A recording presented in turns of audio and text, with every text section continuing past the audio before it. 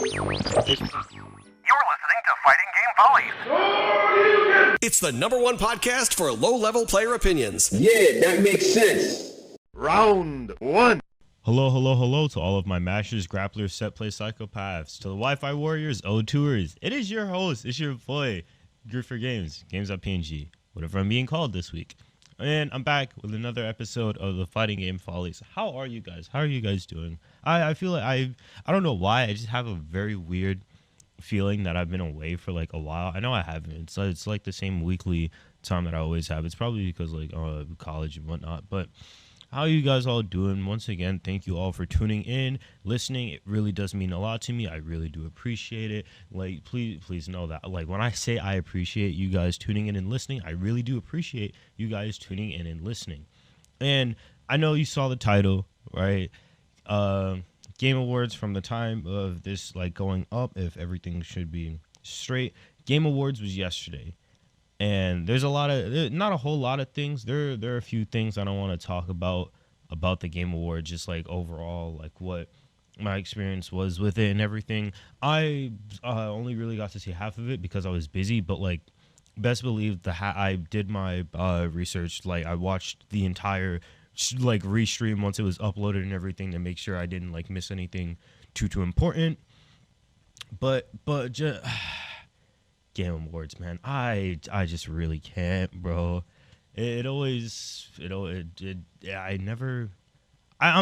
not pissed. I'm not angry or anything, like, but it just always finds me how it's just insane how all of the time there's always something that goes wrong or there's something like goofy or anything that happens with the Game Awards, and it's just at this point I shouldn't even be surprised, but Game Awards, baby, December. So I suggest I should stop like beating around the bush and saying the Game Awards like 14 times over, and I suggest we actually get into it. So my overall thoughts on the Game Awards, like everything that won an award and everything, congrats, except for one game in particular, which is God of War Ragnarok. And I'm not going to sit here and throw shade on it or anything because I can't really speak. I can't really speak on God of War Ragnarok since I haven't gotten the chance to play the game yet. But from the categories that it won, I feel like a few of them, they should not have gone to God of War Ragnarok. I really don't think it should have deserved 6 full awards. Like that was, if anything, it reminded me of back a few Game Awards ago. I don't remember when. I think it was like the 2021, I don't remember. It was the one where Sephiroth got announced for Smash, which that's kind of it was a while ago. But it reminds me of like the process of when The Last of Us 2 just kept winning award after award after award for like literally nothing. And I feel like a big thing about it is probably due to recency bias, because as the Game Award, like, okay, God of War Ragnarok, like, as the Game Awards were being streamed and everything, God of War Ragnarok literally was not even a month old. Came out November 9th of this year, Game Awards December 8th. It wasn't even out for a whole month. And for it to win 6 awards, that I feel like that's a bit stupid.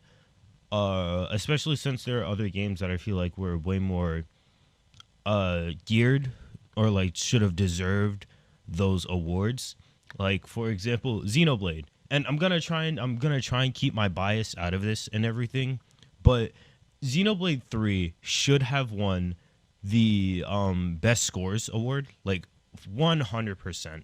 That most definitely should have been Xenoblade's, like that should have been that award, because all right, this is gonna go. Oh yeah, and if you couldn't tell already, this is not a fighting game episode. Like this is the second one in the row where I'm not like specifically talking about fighting games for the entire length of the episode. But for those who don't know, Xenoblade 3 had completely like newly formed like flutes. Like they had to go out and make their own flutes in order to get the specific sound that they wanted for the OSTs. And that I don't really like I didn't see or hear or like I don't feel any of that dedication to like the craft from GOWRs like OSTs, which it just feels like such a slap in the face. Like obviously I knew for a fact that like Xenoblade 3 was not winning game of the year. Like I knew like Elden Ring was this year, which I knew it was gonna happen. I didn't really care for it, but like I knew it was gonna happen. So yeah, congrats from FromSoft. You guys did an amazing job. Like that game was amazing. Congrats to you guys. But I already accepted my fate. I knew that I was not going to win Game of the Year. So I'm fine with that. I was super content with that. I feel like, however, Xenoblade should have won best scores. Like, or at the very least, like not specifically Xenoblade, but I feel like God of War Ragnarok should not have won best score. There are a few other things that like also should not Ragnarok shouldn't have won game of the awards for, but when you go through six like GOW like R announcements for like getting an award, and then you have like like seven other people talking to you and like streaming it and everything and like just like all screaming about the awards, and one person is also there just like, yo, let's go, God of War Ragnarok, da da da. It just sort of all like merged together and became a blur. And honestly, I really don't want to go back and watch the whole like 3 hour and 30-minute stream again just to see like how many awards it did win. I know it was 6 though. Like I know it was 6. I know Scores was one of them. I know Action Game was one of them. Or no, because Best Action was actually won by Bayonetta, which that good job. I haven't played Bayo 3 yet. It's still on my wait list. I'm probably gonna buy it like sometime soon. But yeah, Bayo 3, that's a good game. If you haven't, you should also check that out as well. And Neon White, which was also in Best Action. I'm very sad that Neon White, like, I know it's a very niche indie game, and like indie games this year were really good with things like Shifu and whatnot. But I have some complaints about like all of that as well that I'm gonna get into in a bit. But Bayonetta 3 winning Best Action, Nintendo winning a few nominated awards. Obviously, they're going to win Family. That's a given. I feel like Jeff Keighley should just like rename the Family Award to just Nintendo. Like, oh, this is Nintendo's free award for like whatever they drop this year. Because honestly, Nintendo is the family friendly like video game brand. So obviously, they're going to get like the best family awards. Actually, I don't even think there's a year that I can like remember off the top of my head where Nintendo didn't win a family award. Actually, oh my dude, this just completely like crossed my mind. I didn't even like break this down or anything. So for those of you who are really, really, really out of the loop, basically what the Game Awards are it's essentially the Grammys. Like that's the best way that I can put it. It's the Grammys, it's the Oscars, but for video games. And that's literally all it is to it. There's one guy who like runs the whole thing and like does the announcements and whatnot, Jeff Keighley. He hates RPGs. He specifically hates Xenoblade as well. But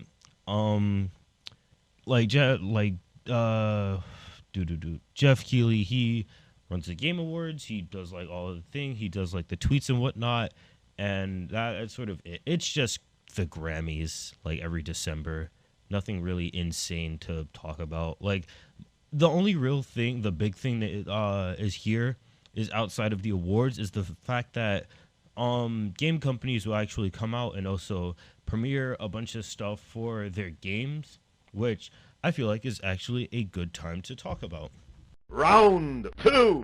All right, so now we get to talk about my favorite part of the Game Awards, which is the actual reveals and stuff that I myself was interested in. And like the Game Awards always sort of does to me, it reveals almost absolutely nothing that I'm interested in. There have only really been a few Game Awards where I've like actually like wanted to tune in and like see the announcements and whatnot.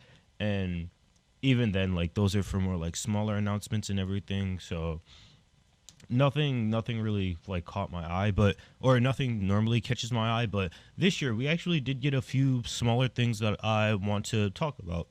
So first off, I guess like the least important thing I guess I could say, Among Us is getting a new mode. That's cool. I feel like since Among Us like ran its course already, like with the whole pandemic and everything, like it's still like in the collective conscious of everyone, but like since no one's really making any big content about it outside of like the VR mode and everything, it's sort of like no one's really playing normal Among Us. Basically, is what I'm trying to say. It's still good though. I'm glad that they didn't like abandon, or I'm glad what's the Inner Sloth. I'm glad Inner Sloth didn't just like completely abandon the game after it sort of ran its course and it won last year's Game Awards, which I still think it's crazy, or I like is crazy. Congrats to them, like last year. I didn't really understand Among Us. I like hide and seek. I didn't really get it, or at least like didn't understand it from the gameplay and everything that they were showing off with the trailer. But I guess we'll have to like wait and see until. Excuse me. I guess we'll have to just wait and see until like it actually comes out and then like we have it in our hands. But I don't really care about that. However, what I do care about are these next couple of things. Like for instance, Bayo Origin, which I'm not gonna get a tiny bit too into, or I'm not really gonna get like deeply into. Just know that like it's a prequel to all of the Bayonetta games. It's in a completely different style from the like classic. I wouldn't say beat 'em up. Like it's like action adventure, like combo based action adventure games that like Bayonetta is sort of known for, and like Platinum Games is like sort of really known for. Which it's cool. It seems interesting. I feel like it's gonna obviously it is going to be different. But I think it's interesting. I sort of want to see how it develops and like how it contextualizes itself as a whole in the entire Bayonetta narrative, because I'm good friends with a really big Bayo head. I'm also like not the biggest Bayo head, but still she is a really cool character. You guys should all go play the games if you have the chance. They're really good action adventure games. So is DMC as well. You like those two go hand in hand. But yeah, I'm really stoked for Bayo Origins to drop because that's really interesting. I'm like not as so stoked for Among Us hide and seek. I don't really care all too much about that. However, these next three I'm really hyped about. Hades 2, we got some more Street Fighter news, which is like Street Fighter 6 news, which is always amazing, and Tekken 8. Those are the big three that I'm really gonna be talking about here, because this is the stuff that we got for these are like really good. So first off, Hades 2. If you don't know Hades, it is the game that got shafted a few years back in like it's another game that got shafted in the Game Awards, right? Hades is a roguelike. I can't even explain it. It's basically like a roguelike where you go around, like it's a roguelike. It's just so much fun, dude. Like I brought it a while back, like a way while back. Like I brought it whilst it was on sale. I was like, okay, cool. I'm gonna play this eventually. It sat on my desktop for like super long. I like one rainy night, I was like, it's good. I think I'm gonna actually play Hades, and I played it, and it was so much fun. And I'm like currently, because I'm still like playing it every now and again, like when I'm free. I think if I'm not mistaken, I had one fight with Hades actually, and I got there. So I'm gonna assume I'm close to like beating the game, but like I'm not gonna like say anything yet until I actually do finish the game. But yeah, just know Hades is an amazing game. Zagrid is an amazing character. The entire team, like that game is it's so good. The style is amazing. Just everything that they pull from is like really. Greek mythology is always something that like everyone pulls from. I mean, literally the game that like has 6 awards pulls from Greek mythos. But it's always really nice to see other like games, communities, and people like pull from the same resources of like Greek mythos and just mythology in general, and then see how they take their spins and everything on it, which is always like it's always really cool. I just like sort of seeing how like other people interpret the same thing, given that, and like they're given the same information, they interpret it differently, they explain why they like interpreted it in this way, and I just think it's a nice little way to like get that bonding experience and whatnot. So yeah, that it's always cool to see that. Hades 2, I'm really excited for. Street Fighter 6 news, since like I guess we'll talk about this from like most known to least known. Well then actually, so then no, let's actually move over to Tekken 8, because we still barely have anything for Tekken 8, which is crazy. We got a few story trailers, we got a tiny bit of the roster who obviously we knew it was going to be in the game. Jack, yeah. Who else am I? King, that's who. Jack, King, obviously. Jin, obviously. Like, not a whole real lot was shown, which sort of makes sense. Harada's playing his cards like as he wants to, which I think is fine. I'm not really a 3D fighter person. Like, I'm not really into 3D fighters all too much, but I genuinely think I might pick it up, because I have been playing a tiny bit of Tekken 7 every now and again since it went on sale for like I think $10, and I was like, yo, this is probably gonna be the only time where I can like really get into Tekken 7 before 8 comes out.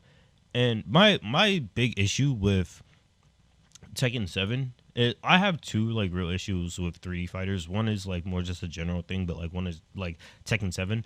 This game has no tutorials like whatsoever. If you want to learn how to play this game, you gotta do your own research. You gotta figure out what you're doing. If you want to, I don't understand anything, and that's like I'm just pushing. But I'm slowly starting to build a semblance of what I'm doing. And this is also on my part as well. This is partly my fault because I got into the game, or I'm getting into the game super late.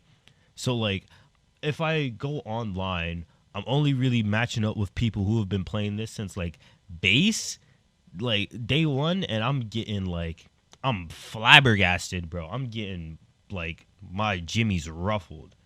Like I can barely even land hits sometimes. But that's sort of just Tekken 7. Harada, Tekken 8 better have some sort of tutorial mode or like something. I don't care if it's just walls of text, dude. Cause like at this point, how I really don't understand how new people are going to be able to get into the Tekken series. Like, I feel like it's gonna plateau unless it makes a change in like not like stop catering to the competitive scene, because like Tekken 7 is a really competitive game, but at the same time I feel like you're not going to be able to bring in like new potential competitors who like could have like skills and whatnot in the game if you don't like start making the tools to actually learn the game and everything be more accessible and like just open resource out there. And also like stop making stupid business decisions. Why do I have to pay like $7 or something in order to like figure out frame data in the game? That's so dumb. It's just everything about Tekken 7 like sort of like it's forcing you to go out and do your own research, which is really like dumb and stupid, and I really don't understand why, because it doesn't make sense. Bandai, like, and also no rollback on 7 either, despite like so many other games getting. God, I have a lot of issues with Harada. I have a lot of issues with Tekken like as a series, I guess. Hopefully Tekken 8 fixes a lot of them. I really hope it does, because I really do want to get into this game series. It seems cool. It seems sick. I used to play like Tekken 3D on my 3DS like as a wee lad, and I had a decent amount of fun there playing Jin. And like I'm playing Tekken 7 now, and I'm trying to play like Eliza and Lucky Chloe, and like and I'm having fun, but like I don't know what I'm doing. So I want to eventually like learn and grow and get out of that like cocoon stage of like being a wee little lass and like start dipping my toes into the more serious stuff. But I'm not going to be able to unless I'm like given the adequate resources and materials to do such. And I know you're probably saying, oh yeah, just go out and like do what they want you to do and like go figure out the research online and everything or whatnot. But like that still doesn't like fix the issue of the fact that I myself have to, if I want to get better, I have to go out and seek this information. Yeah, fighting games are like that in a sense, but like the fact that I have to like really go out and figure out everything and go on YouTube and like see people talk about like, oh, X, Y, and Z, like do this down forward 2. I don't know what a down forward 2 is. Like I just don't get it. And then 3D fighters in general, I just never really like understood, because like playing in that like liminal spit, it's just weird. I've been playing 2D fighters all my life. I guarantee you, if it was the other way around, if our positions were switched, I'd probably not even understand traditional fighters and whatnot. I've slowly been trying to like get my foot in, and like this is one thing that Tekken 7 is actually being really good at. I'm like slowly like getting my foot in, and I'm getting interested because they're having characters that are a lot like traditional fighting game characters. Like for example, Eliza, Geese, and Akuma, who's base game. Those 3 characters, they, you know, your standard quarter circle forwards, your backs, your Tatsus, your DPs, like Raging Storm. I'm super like surprised that they even have the pretzel motion input like in there, because that's, if you don't know pretzel motion, ooh baby, you thought throwing a quarter circle forward was hard? Try, I don't even know the motion off the top of my head. Just know that it's stupid. Like just look. Actually, no. Look up pretzel motion. Like go out. Look up what a pretzel motion is right now, and then just like, or any of the SNK like really stupid commands, because like that SNK and just like KOF in general just has like really dumb command inputs for moves that like I can never wrap my head around. I think there's like one where it's like it's a 3-2-1 or like a 1-2-3 and then like 9 or like a 3-2-1-6, and it's like that doesn't look right, that doesn't feel right. I'm trying to do it and it doesn't feel right. Man, KOF, SNK, they have some weird inputs, but I guess that what makes them cool. And then the last thing that I actually wanted to talk about, because we got a lot more news on this, is Street Fighter 6. We got 4 new characters revealed for SF6. We got a release date that got leaked literally the day before. And we also got some prices as well. Obviously, you know, the $60 standard pack, the $80 pack, like for the extra contents and whatnot, and like in a $100 pack as well. So I do want to sort of talk about Street Fighter. Oh yeah, there's also a lot of like other stuff that was announced as well, but mainly I do want to talk about Street Fighter 6 like now, because I'm sort of they're announcing a lot of stuff at a really good pace, especially for like the start of quarter 2 or for 2023. Like this game is really shaping up to be like potentially the best Street Fighter game that they have dropped, and every time that they drop something, I'm getting more and more excited for it, and I'm just really happy. Speaking about Street Fighter 6 as well, there's also they dropped a second closed beta. If you haven't gotten the chance to sign up for that, I suggest you go do it now. I'll drop the link in the description for this episode's podcast along with all of the other stuff. But Street Fighter 6, man, this game is pretty. This game is good. It's nice to look at. I'm really glad that they're bringing back like older characters like DJ. I'm really like psyched for it. The roster did already get leaked, so I knew that he was coming. But man, come on. DLC, I need my boy Sean. Please, bro. It would be insanely disrespectful to get this graffiti style like street aesthetic and not get my Brazilian basketball boy Sean. Cause like, dude, this fits him so well. I really want Sean to be in this game. I feel like it would be really sick. Like, dude, please.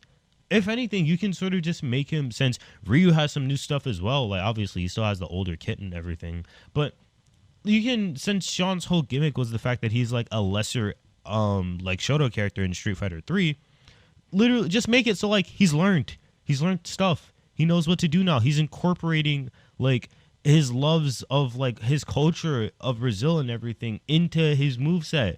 Like that's it. Especially since he's learned from Ken as well, and Ken already has his own sort of unique spin on I forget what the style is called. It's not the Satsui. I forget what they're like what they call it in game.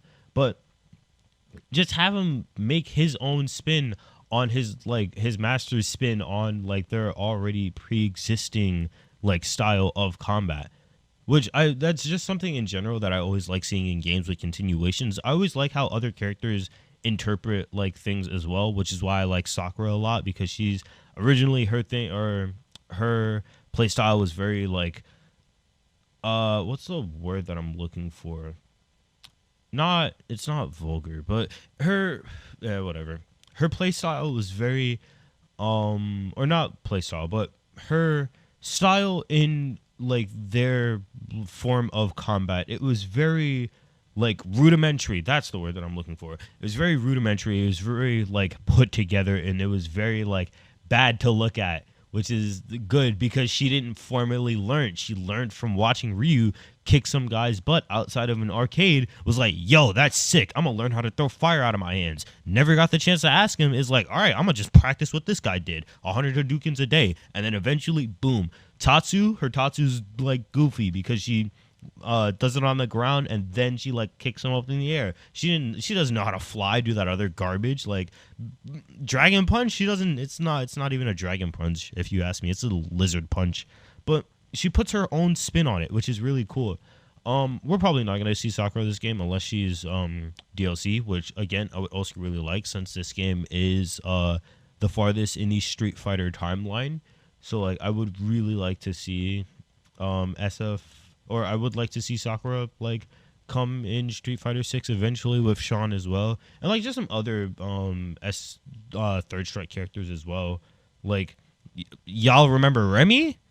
Because Capcom apparently did, which was like out of left field, because they dropped a birthday card for him, and I remember seeing that on Twitter, and I was like, that's surprising, because they legitimately remembered Remy's existence, which is crazy. But yeah, I've been talking so much about Sean, I didn't even get to talk about like the other characters that were announced for this thing. We got 4 characters. Obviously we got DJ. He's an older character who originally appeared in Street Fighter 2 Turbo, made another appearance in Street Fighter 4, and then he like ran his course all the way up until now, which is, it's so weird how he's making like only 2 number appearances in games, which I'm not. Capcom sort of like, I don't know if they've done that intentionally or unintentionally, but he first appeared in Street Fighter 2 and takes a break for Third Strike, obviously, or like for 3, but comes back in Street Fighter 4, takes a break in 5, and then comes back in 6. So like, if he comes, like, because it's eventually gonna happen, right? If DJ isn't here for Tekken 7 and then comes back for Tekken 8, just know that I called it, right? I called DJ base roster, either base roster or DLC for Tekken 8. I was the first one to call it. But yeah, DJ, he's in the game. That's cool. Maroon or Maron, I don't know how to pronounce her French name. She was also really, I think in the leak that we originally got, her name was Kim or something. And I like, that will forever be, there's Kimberly and then there's Kim. That will forever be Kim to me. I'm probably like, I don't even remember if that was her name or not. I'm probably like gaslighting everyone. But Maroon, she's really cool. Apparently she's a grappler. I don't like grapplers. As from our special episode, I don't really like grapplers all too much. But however, I both really don't like grapplers, and I'm a massive hypocrite, because despite me saying that I do not like grapplers and that I will like almost never want to play a grappler, I really mean I don't like traditional grapplers. Like, I don't like Potemkin, I don't like Zangief, I don't like big burly like large dudes who walk at the side like the speed of a snail. And then it's just, I don't find the play style fun. I think the mind games and everything that goes into it is really like cool and interesting, And I will like to this day I'll be like, all right, yeah, the like it's really sick. The fundamentals and everything for playing a grappler are really cool because you have to have a lot of patience for that. However, I don't like it. I don't like grapplers. I will much rather play like if you give me between big damage man who can tank a bunch, do a lot of damage, but is super slow, or way more like brittle style like character who still has like the same movement options as everyone else, maybe a couple like unique movement options, still has grabs, but they don't do as much damage as like the normal ones. I will take that second option. I like rush down grapplers. I'm a rush down grappler person, not a like traditional grapplers person, because I like the mind games and everything that comes into playing a grappler. I just don't like having to like sit at the edge of the screen, get zoned out by fireballs, and then like once I actually do get in, it's like 3 SPD motion, which is just a 360, which I really don't like, and then I gotta play my game again of like getting zoned out, get in, SPD, like rinse, repeat the cycle. I just don't find it fun. I also just don't like getting zoned out fun. So that's probably another reason as why I don't like grapplers. But yeah, Maroon, she looks cool. Marissa, she's big woman, big meaty normals. Very violent, very like cool. I saw and this is another thing that Street Fighter 6 is doing, is making a lot of like comparisons and everything to Third Strike, which I really like. The like EX kick that she does like the Tim boot like stomp. She does the boot, which is funny. She got that Alex like stand heavy kick, which is like really funny, especially since you can EX it as well.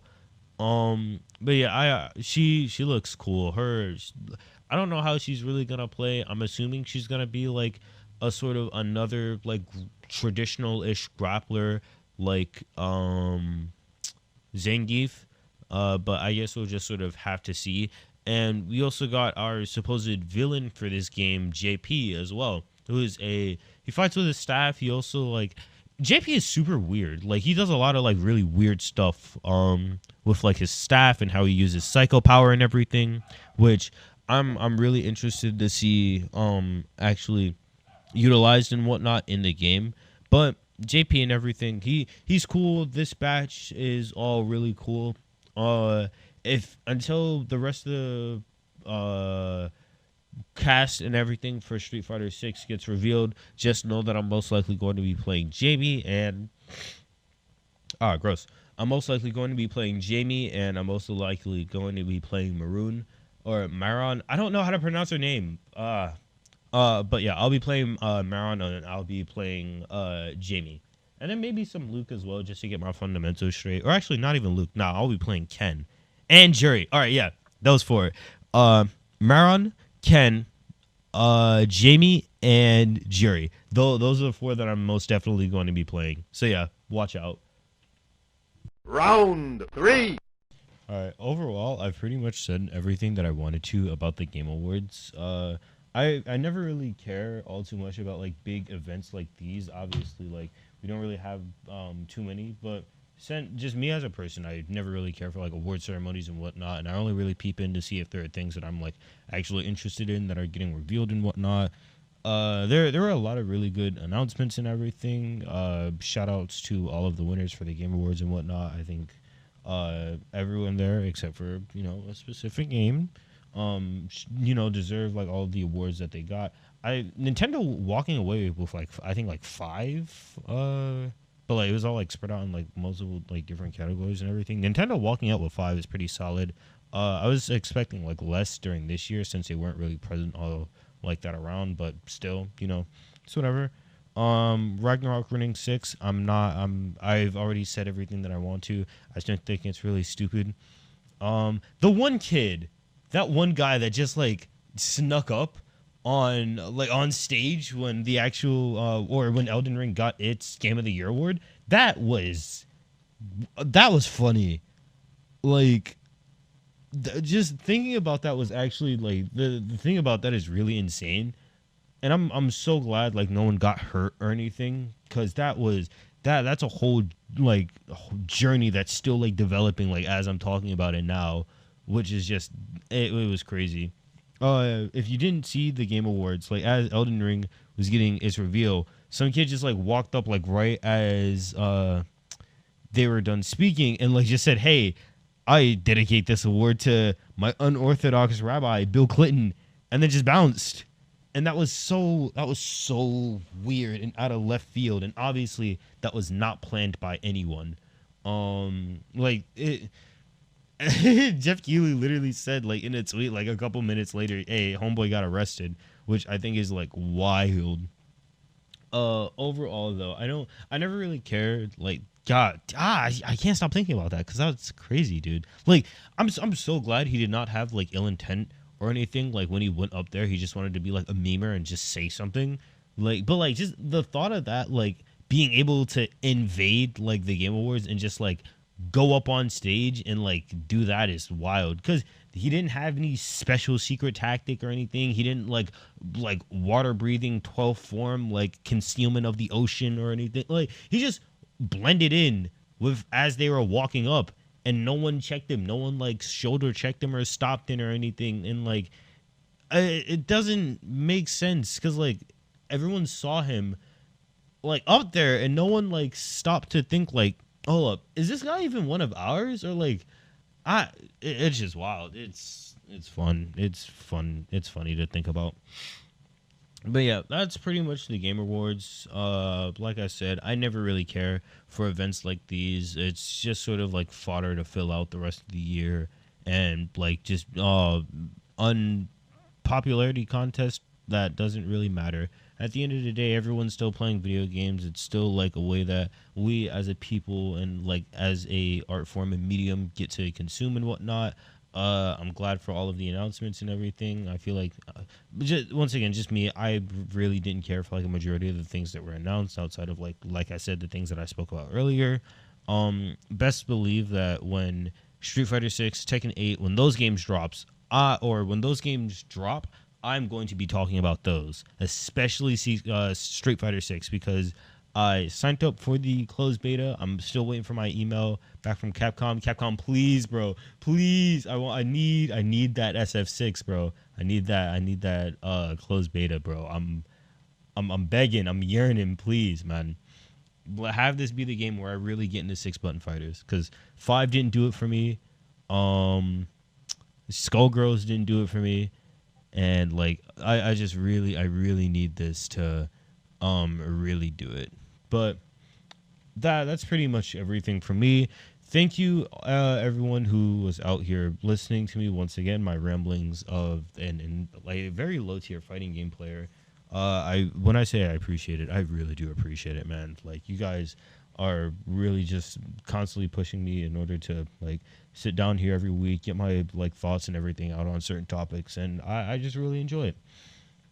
If you have anything to say or like if you want me to talk about anything in specific, you know where to do it. Leave it down in the comments. Follow me on my socials. I'm starting to forget this less and less, like if you can't tell. Especially since like man, I really don't care for the Game Awards. Follow me on the socials. Be sure to follow the podcast and everything. All of the necessary links to everything shall be in the description below.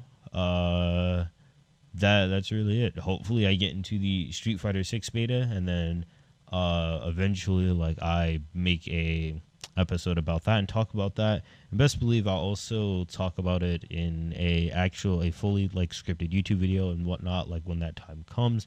If not, oh well, I guess like hopefully an open beta will drop before June 2nd, 2023. I'm most likely gonna pre-order it as well. Get that like $100 version for no reason whatsoever, and then like immediately drop the game right afterwards. But yeah, that's everything from me. Once again, I appreciate it. Be sure to go out there, play some fighting games, introduce your friends to some fighting games, and let me know what you guys are playing. And I will catch you all in the next one. Take care.